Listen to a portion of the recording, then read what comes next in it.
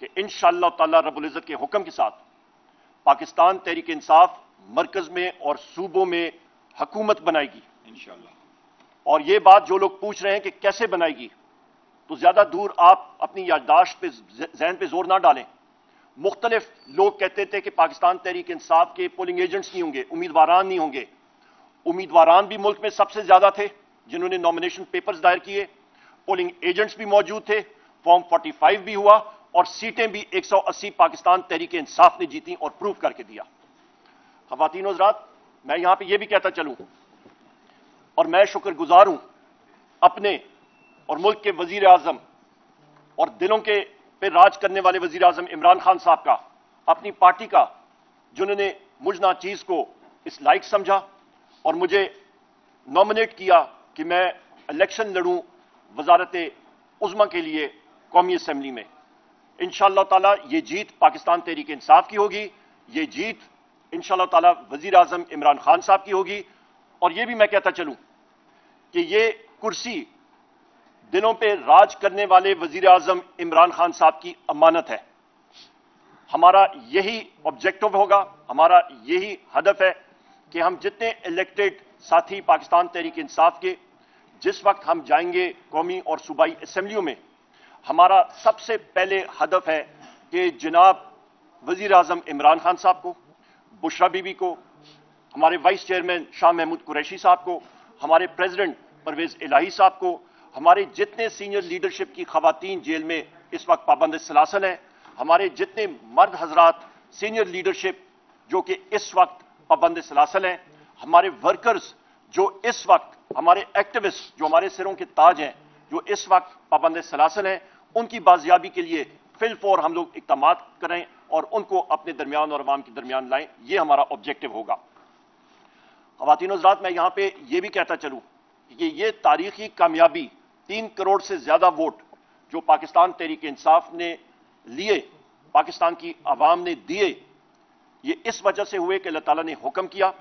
اور فرشتوں نے لوگوں کے دلوں میں یہ جگہ بنائی پرائم منسٹر عمران خان صاحب کے نظریے کی، اور اس کی وجہ سے عوام نے ووٹ ڈالا پاکستان تحریک انصاف کے امیدواران کے حق میں۔ اور اس کے باوجود کہ ہمارے پاس بلے کا سمبل نہیں تھا، اس کے باوجود کہ ہمارے پولنگ ایجنٹس کو اٹھایا گیا، اس کے باوجود کہ ہمارے امیدواران کو اٹھایا گیا، ہمارے ایکٹیوسٹ کو اٹھایا گیا، جیل میں بند کیا گیا، اجازت نہیں دی گئی کہ ہم لوگ کھلی طرح کیمپین کریں، اس کے باوجود یہ سب کچھ ہوا۔ اور اس پہ میں شکریہ ادا کرتا ہوں پاکستان تحریک انصاف کی تنظیموں کا،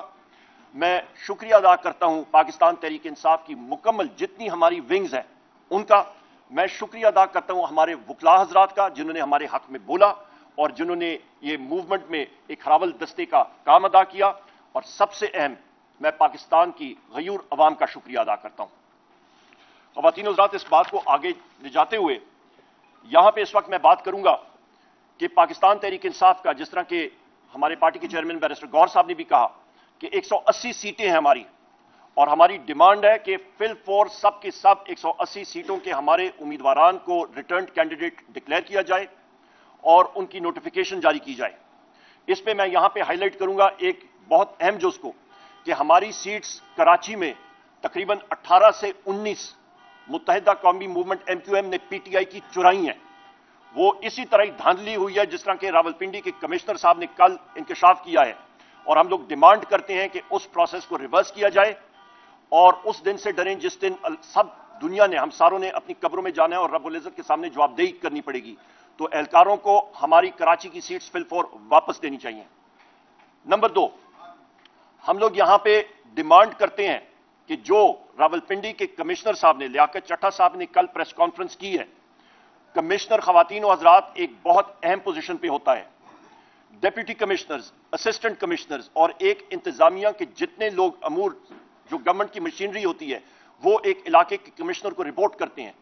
اور ایک کمشنر کا کام ہوتا ہے کہ نہ صرف ان اپنے ماتحت لوگوں کی ACR لکھنا، اینول کانفیڈینشیل رپورٹ لکھنا، بلکہ روزمرہ کے ان کے ٹاسک اور ان کو ٹاسک کرنا اور ان سے رپورٹس لینا۔ تو لہٰذا ایک بہت اہم پوزیشن پہ جب ایک شخص اٹھ کے کہتا ہے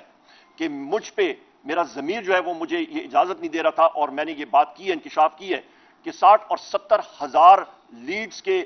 لوگوں کے خلاف ہم نے ٹھپے لگائے اور اس کو ہم نے ریورس کیا اس رزلٹ کو، لہٰذا یہ اس چیز کی علامت ہے کہ وہ جو لیڈ کی بات کر رہے ہیں کہ لیڈ تب آتی ہے جس وقت آپ کے حق میں ووٹ پڑیں، سو لہٰذا وہ لیڈ پاکستان تحریک انصاف کی تھی. ان کو فل فور بہت آسان ہے کہ وہ فارم 45 کی بنیاد پہ فارم 47 جو آپ کا سمری آف دا کاؤنٹ جس کو کہتے ہیں وہ اصلی معنی میں وہ نوٹیفائی کریں اور اس کو ایشو کریں،